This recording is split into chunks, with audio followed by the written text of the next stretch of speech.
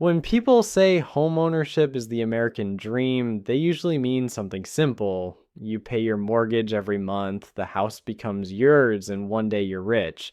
But that's the version of the story that sounds good in a brochure, the version that fits on a bumper sticker. The reality is messier. It's not that owning a home can't build wealth. It's that owning a home doesn't automatically build wealth, and a lot of people never realize they're not actually getting ahead until they've already spent years sinking money into something that feels like progress but isn't. Imagine a couple, Mike and Jenna, they're both working full time, making a combined income of about $80,000 a year. That's not nothing, but it's also not the kind of money that makes you feel like you can do whatever you want. They rent a modest two-bedroom apartment for $1,600 a month. They've been paying rent for years, and it's starting to feel like wasted money. They've watched friends buy houses, and they keep hearing the same line, "You're throwing money away on rent." So they start thinking about buying. They start imagining the future, a yard, a garage, a place they can paint without asking permission. They start imagining the pride of owning something, and they start imagining the story they'll tell themselves, the one where they finally made it.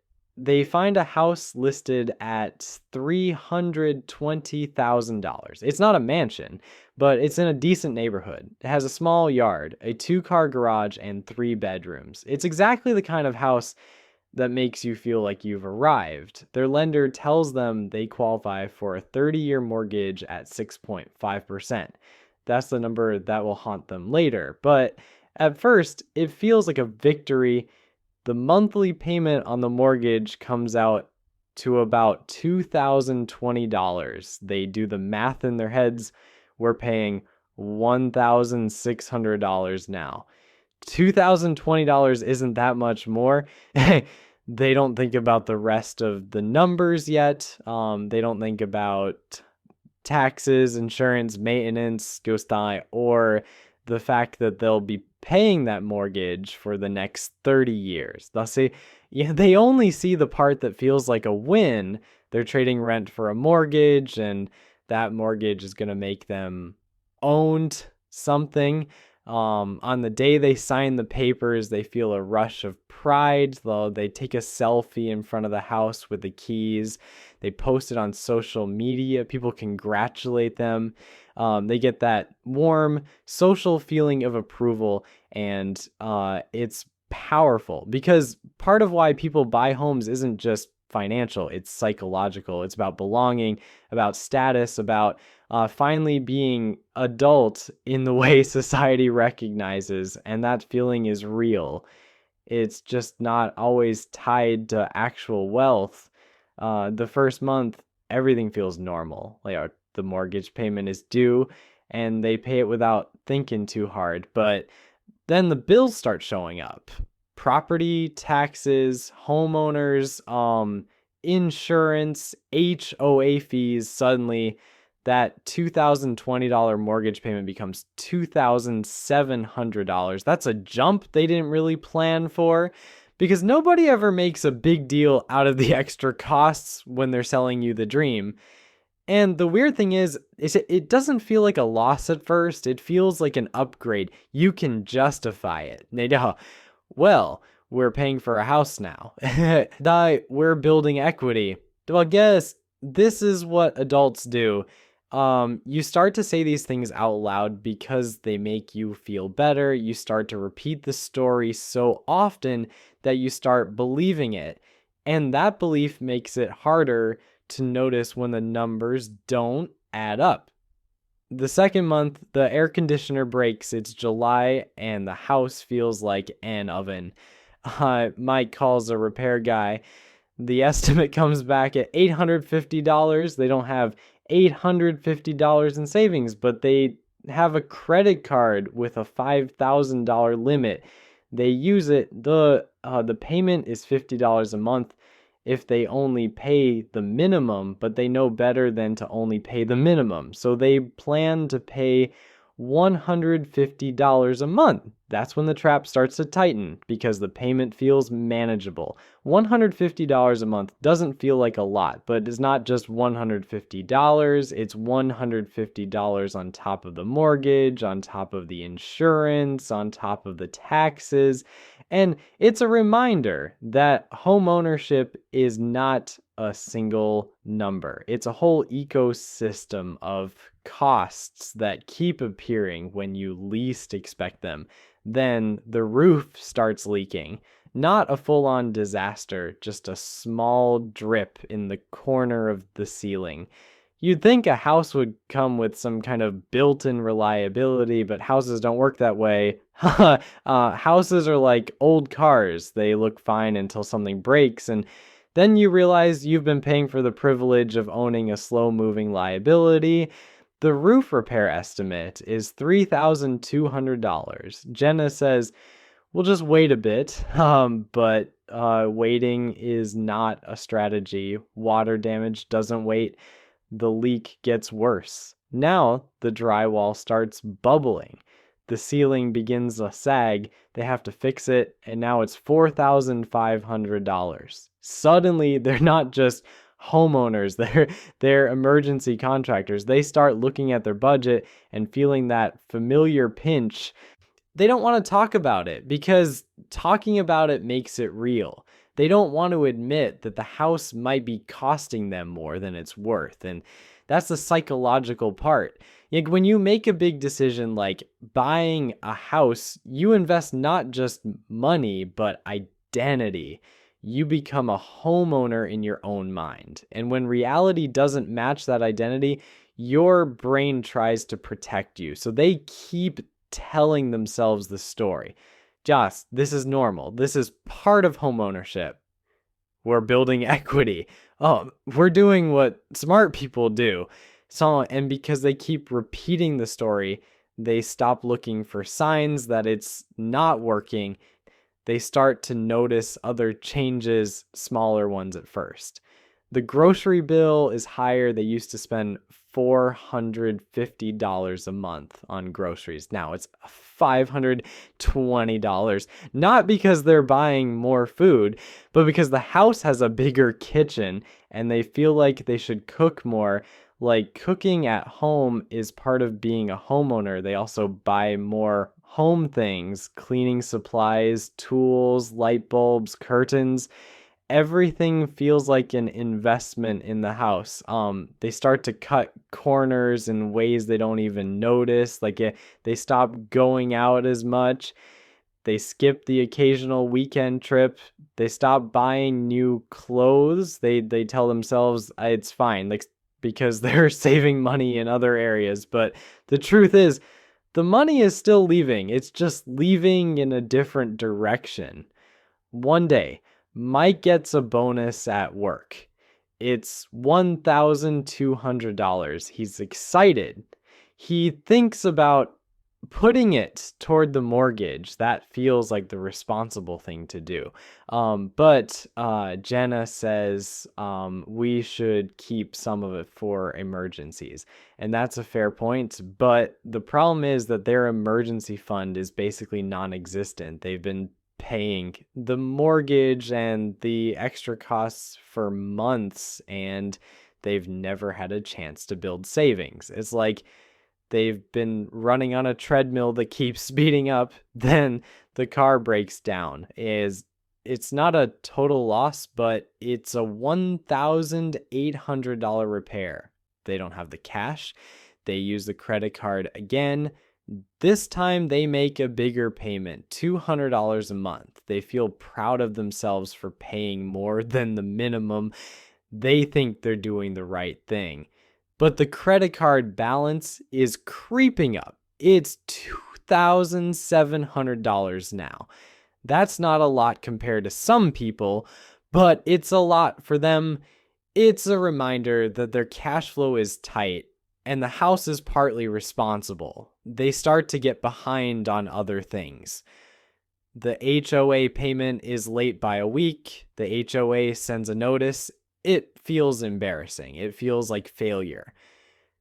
They start to feel the shame of not being able to manage the adult thing they were supposed to be able to manage. And here's the thing, the shame isn't just emotional, it's financial.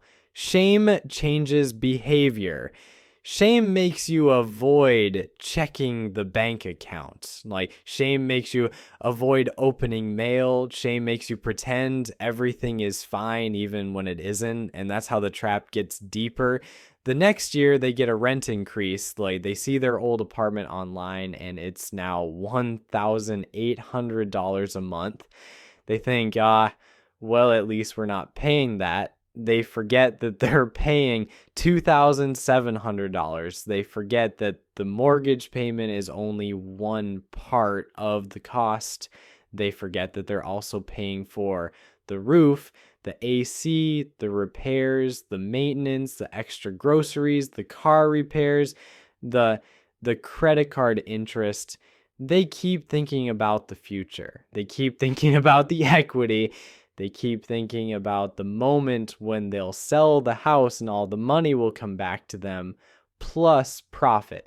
That's the story they cling to. It's a story that makes them feel like the sacrifice is worth it. But the future is not guaranteed. The market can change. Interest rates can change. Jobs can change. Life can change. And even if the market does go up, you still have to pay the costs of owning the house while you wait. One day, Mike gets laid off. It's not dramatic. It's just the kind of thing that happens when a company decides to restructure. They give him 2 months of severance. Like, that's $6,000. It sounds like a lot. It's not. It's not when you're paying $2,700 a month for the house, plus food, plus car, plus everything else. Jenna's job is stable, but it doesn't pay enough to cover everything alone. They start to feel the pressure. They start to think about selling the house. But selling a house isn't like selling a car. It's not like listing something online and getting a check. Like, there are closing costs. There are realtor fees. There's staging. There's the time it takes to find a buyer. There's the risk that the market will be slow. And there's the psychological cost. Selling the house feels like admitting failure. It feels like admitting that the dream didn't work out. It feels like you were wrong. And being wrong is uncomfortable. So they keep the house. They keep paying. They start to borrow more. They use the credit card for groceries. They use it for gas. They use it for small things because it feels easier than admitting that they're stretched. They tell themselves they'll pay it off when Mike finds a job. They tell themselves it's temporary. They tell themselves they're just in a rough patch. But temporary becomes permanent. Because the house isn't just a monthly bill. It's a lifestyle. It's a set of habits. It's a way of thinking. It's a story you tell yourself about who you are. And once you've bought the house, it's hard to imagine going back. One night, they sit at the kitchen table and look at the numbers. The mortgage, the taxes, the insurance, the HOA, the repairs, the credit card payments. The total is $3,200 a month. That's the cost of living in the house. It's not the mortgage, it's the house. Like, they realize something and it hits them like a slow punch. Yeah, but they realize that they're not actually building wealth. They're just building a bigger monthly expense. They're building a situation where they have less flexibility. They're building a life where leaving the house would feel like losing everything, even though the house itself isn't giving them the freedom they thought it would. And that's the uncomfortable truth about homeownership. It's like it can be a trap because it creates a sense of settledness that can turn into a prison. You think you're stable, but you're actually locked in. You think you're building equity, but you're actually building obligation. You think you're investing, but you're actually spending. They start to notice how the house changes their behavior. They stop taking risks. They stop applying for better jobs that might require moving. They stop considering relocation for a higher salary because they can't imagine leaving the house. They stop dreaming the way they used to. The house becomes the center of their world. And the more it becomes the center, the more it controls them. Mike starts to feel resentment, not toward Jenna, but toward the house itself. He feels like the house is a silent boss. It doesn't care about his dreams. It doesn't care about his job. It doesn't care about his happiness. It just demands money. Like it just sits there looking normal, looking stable, looking like the thing he was supposed to want. Jenna feels the same, but she doesn't say it out loud. She feels guilty for feeling it because she remembers the excitement. She remembers the pride. She remembers how good it felt to hold those keys. She remembers how everyone congratulated them. She remembers the feeling of finally being adult. And now she feels like that feeling was a trap. She feels like the house tricked her into believing something. They try to make it work. They cut back on everything. They skip vacations. They stop eating out. They stop buying anything non-essential. They try to be good homeowners. It has turned out that, but the house keeps costing them because the house isn't just a thing you pay for once. It's a thing you pay for forever. It's a thing that requires constant attention. It's a thing that needs you to be constantly alert, constantly ready to fix something, constantly ready to spend. Then the next big expense hits. The water heater dies. That's $1,200. The dishwasher breaks.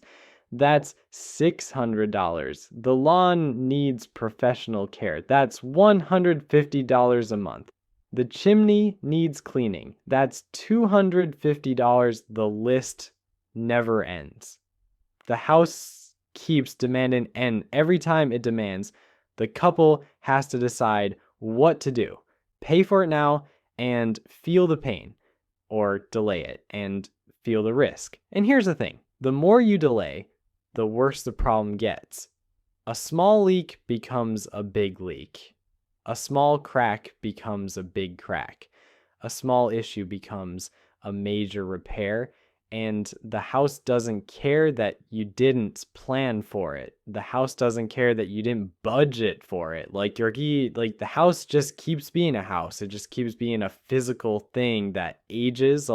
They start to realize that the dream they bought was not a financial plan.